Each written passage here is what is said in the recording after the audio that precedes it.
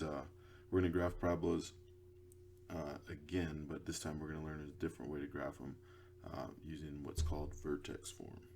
Okay, so just a little review. Remember that so far we learned the vertex formula, right? And remember that, well, we called it just the x value of the vertex, but let's call the vertex h comma k. I mean, I said h, wrote x, h comma k. And that all that is just a way to label the x coordinate of the vertex, right?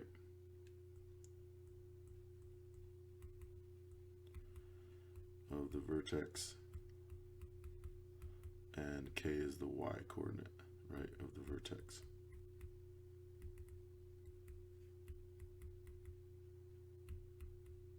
Okay, so before we learned that h, the x coordinate of the vertex, is negative b over 2a, right? And then we learned that k is f of h, right? If you take whatever you get for h and plug it into the function, then you'll get h, or you'll get k, excuse me. And remember that this all applies to a situation where you have ax squared plus bx plus c equals 0, or let me see, equals f of x. Let's do it this way. Okay. All right, and then remember that we also talked about c is the y-intercept, right? And then a tells us if it's facing up or down, and so forth, right? So positive a means it's upward facing, negative a means it's downward facing. And then we could set f of x equal to 0 and solve for x to find the x-intercepts. Okay, so today, or now, we're going to learn about a different form. So this is the vertex form of a parabola. So if you can get your function into this format, then you can explicitly see h and k, right? So those are the same thing. H is the x value of the vertex, k is the y value of the vertex. All right, so we want to try to get things in this format, and then we can see what the vertex is, and we can go from there. Okay, one thing to note, remember that f of x is the same as y, right? Those are synonymous, basically. This is function notation. All right, so let's try an example. So here I have this function here, y equals x squared minus 8x plus 12. So I could go the vertex formula route and do negative b over 2a and that sort of thing, but today we're gonna work on the vertex form. Okay, so what I want to do is I want to get this to look like this: y equals a x minus h squared plus k. So if you notice, what we have here is we have a perfect square, right? Perfect square binomial. And so what we want to do is we actually want to complete the square here. So I know that you'll have fond memories of completing the square. So what I'm going to do, normally if we're solving completing the square, we would subtract 12 from both sides, right? Here we don't want to do that because we just want to keep this y, right? We want to keep our function intact. And so I want to keep just y by itself there. So instead, what I'm going to do is I'm going to leave space to complete the square, okay? And then I'm just going to scoot the 12 over. All right? So I'm not moving, the 12 is still there, but I just want to complete the square. So notice how we have a number behind there, the plus k. So that's kind of what we're going to, all the stuff that comes after the square is going to turn into k. So what I want to do is I want to take half of 8 and square it, right? So half of 8 squared, that would be 4 squared, which is 16. So that's the number that I need to complete the square, right? Just like we've done before. Now normally we would have added 16 to the other side of the equation, right? But remember, we don't want to change y.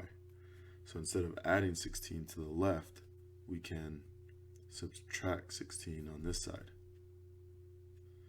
All right, because if we look at what just happened to our equation, we added 16 and subtracted 16, so the net result is the same as what we started with, right? Okay, so I know this is a little bit weird, but we just completed the square, right? So what I'm going to do is I'm going to turn this into a binomial. So it's x, and then you always get this sign, minus, and then we take the square root of 16, which is 4. So x minus 4 squared. Right, and remember, if we were to expand that, we would FOIL x minus 4 times x minus 4, and we would end up with this, right? So those are equivalents, and that's why we did what we did, is to get it to be a perfect square binomial. And so now the last thing I have to do is just evaluate 12 minus 16. That just equals -4.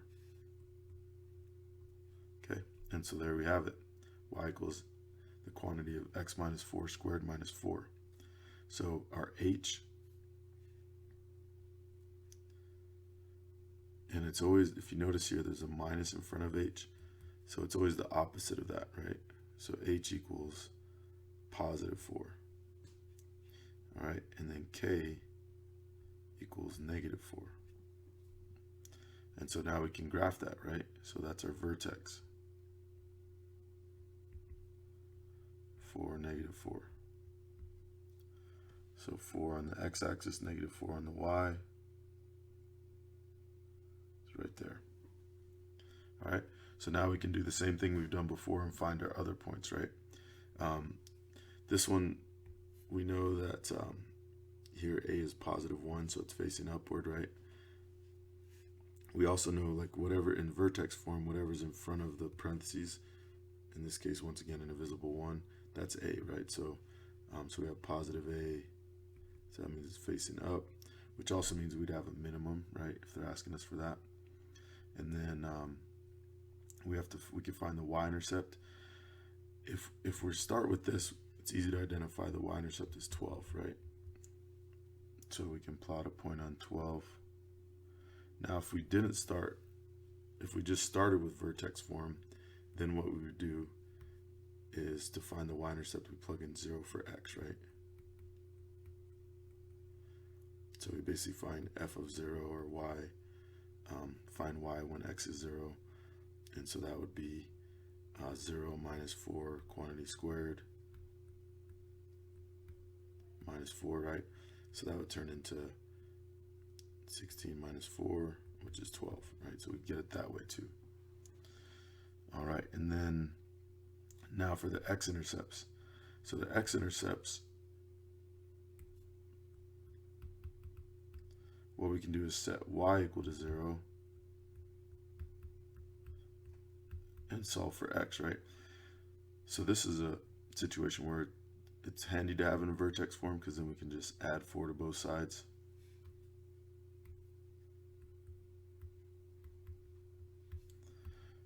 And then we can use our even root property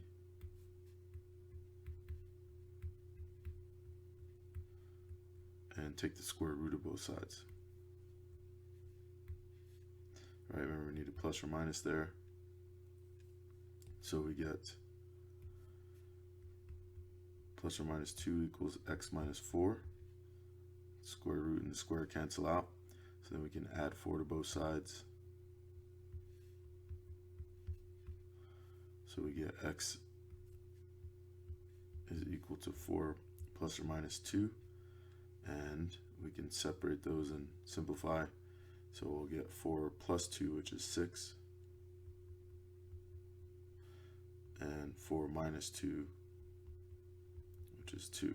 Okay, so our x-intercepts are 6, 0 and 2, 0, right?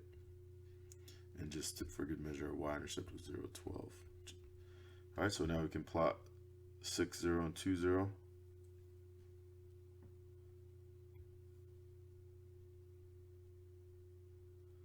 All right, and looks pretty symmetrical.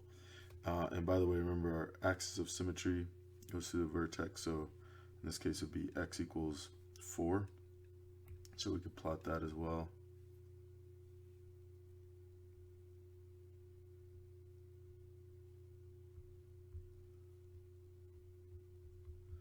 And that can help us to find this last point, which is, or one other point if we need to.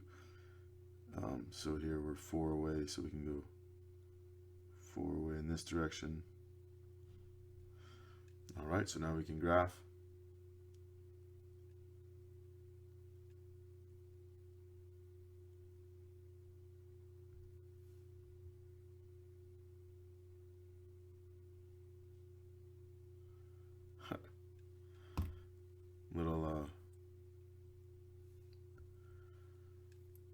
Little funny point there, but we'll go with it. So it doesn't have to be perfect, but make sure you go through the points and have the basic parabolic shape. So that's how you graph parabolas using the vertex form.